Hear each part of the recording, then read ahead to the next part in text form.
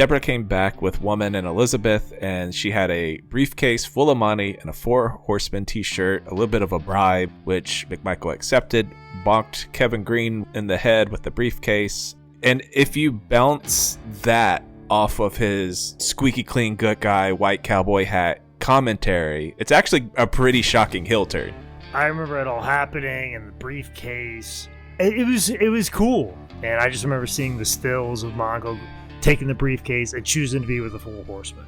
Now keep in mind, at this moment in time, I was unaware of Jim Crockett Promotions. I had been a WWF guy my whole life, and WCW only became aware of it when we got cable. So, believe it or not, this era, this is my Horseman. This is I mean, my Horseman. Same. This is my Horseman. This is what I know the Horseman to be. I had no idea of the past of the Horseman because they never acknowledged the past of the Horseman, really. They did a few years later, but they never did at this time. Or if they did, it kind of went over my head.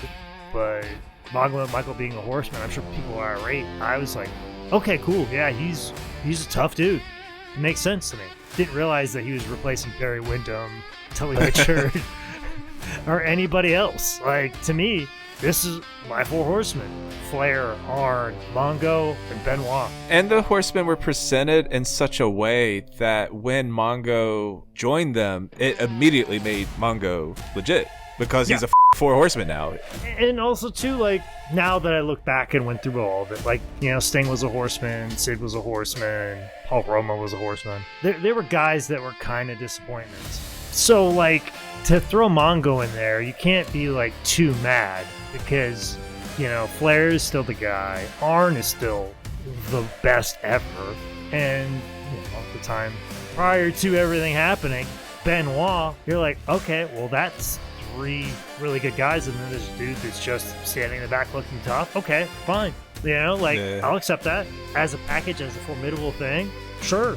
It's crazy that that's your Four Horsemen, and then years later, I start watching wrestling, and thanks to WWE's Men in Black style revisionism, the Four Horsemen I knew the most was the original version. The Andersons, Flair, Tully Blanchard, J.J. Dillon. That was my Four Horsemen.